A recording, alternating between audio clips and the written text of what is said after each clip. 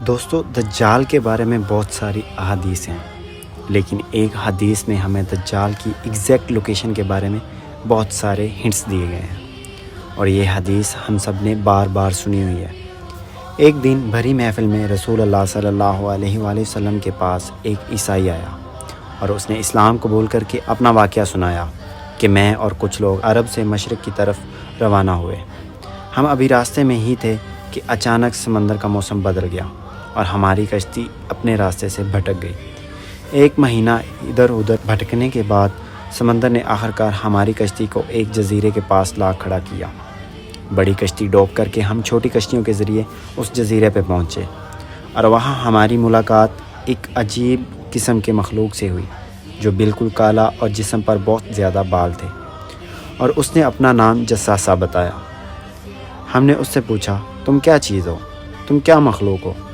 اس نے کہا، تم مجھے چھوڑو، وہ ادھر ایک مندر ہے، ادھر جاؤ، وہاں ایک شخص تمہارا شدت سے انتظار کر رہا ہے۔ ہم اندر گئے۔ اندر ہم نے ایک شخص کو زنجیر سے بندھا ہوا دیکھا، اور اس نے ہم سے 3 سوال پوچھے کہ مجھے بسان کے درختوں کے بارے میں بتاؤ، کیا اس میں کوئی فروٹس پھل وغیرہ ہیں؟ ہم نے کہا، بالکل وہاں فروٹس پھل وغیرہ ہیں، بہت جلد وہاں کچھ بھی نہیں ہوگا۔ پھر اس نے پوچھا، مجھے لیک غفریہ کے بارے میں بتاؤ، کیا اس میں پانی ہے؟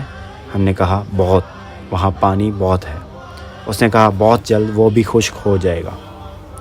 اور اس نے کہا، مجھے اس امی پیغمبر کے بارے میں بتاؤ، کیا کیا ہے اس نے ابھی تک؟ ہم نے کہا، وہ اپنے لوگوں کے ساتھ مکہ سے نکل کر مدینہ میں آباد ہو گیا ہے۔ اس نے کہا، کیا واقعی وہ یثرب مدینہ آ چکا ہے؟ یہ کہتے ہی اس نے کہا کہ اب میں بتاتا ہوں کہ میں کون ہوں۔ میں ہوں دجال، اور بہت جلد میں اپنی قید سے آزاد ہو جاؤں گا اور تمام علاقوں میں جاؤں گا سوائے مدینہ یعنی یثرب کے۔ رسول اللہ صلی اللہ علیہ وآلہ وسلم نے تمام لوگوں کو مخاطب کر کے فرمایا، اے لوگوں، یہ ہے یثرب، مدینہ۔ تمیم داری جو کہہ رہا ہے، مجھے اس میں سچائی نظر آ رہی ہے۔ یاد رکھو، دجال نہ شام کے سمندر میں ہے اور نہ یمن کے سمندر میں۔ اور اپنے ہاتھ سے مشرق کی طرف اشارہ کرتے ہوئے کہا، دجال مشرق میں ہے، دجال مشرق میں ہے، دجال مشرق میں ہے۔ اب سمپل سی بات ہے، ایز وی نو کہ مشرق کی طرف سفر کے بعد ان کی کشتی ایک جزیرے پہ رکی تھی۔ So let's find out all islands east of Medina. Medina کے ایسٹ میں دیر از فیمس عریبین سی، اور اس میں مینلی 4 جزیرے پائے جاتے ہیں: Lakshadweep island in India, Socotra island in Yemen, Masirah island in Oman, and Astola island in Pakistan. حدیث میں کلیئرلی فرمایا گیا ہے کہ دجال یمن کے سمندر میں نہیں ہوگا، تو یہ 2 آئی لینڈز تو نکل گئے۔ رسول اللہ صلی اللہ علیہ وآلہ وسلم نے مدینہ میں جو مشرق کی طرف اشارہ کیا تھا، اگر اس سے ہم ایک سیدھی لائن کھینچیں تو وہ بالکل استولا آئی لینڈ کے اوپر سے گزرتی ہے۔ اور جب جساسہ نے ان کو اس جزیرے پہ ایک ٹیمپل مندر کی طرف بھیجا تھا، تو اس جزیرے پہ ایک مندر ٹیمپل کے کوئی ریمینز تو ہونے چاہیے۔ انڈیا اس آئی لینڈز میں تو ایسا کچھ بھی نہیں، لیکن پاکستان کے استولا آئی لینڈ میں پتہ ہے کیا ہے؟ مندر۔ لیکن یہ تو ایک 1450 سال پرانی کہانی ہے۔ مندر تو ابھی 40-50 سال سے پہلے بنا ہوگا۔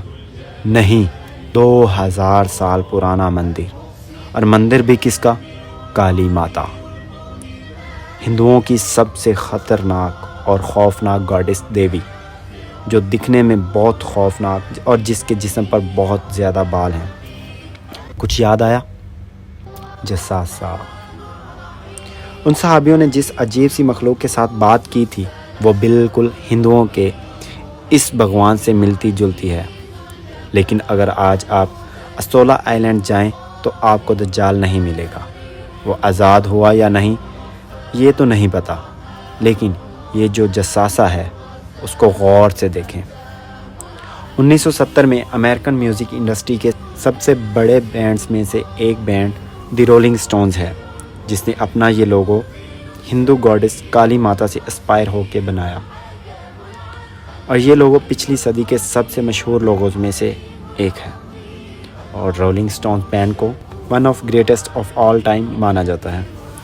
دجال کے جزیرے والے جساسہ کو پوری دنیا کے میوزک انڈسٹری اور فلم انڈسٹری کو شیک کرنے میں بہت بڑا ہاتھ ہے۔ coincidence or maybe not.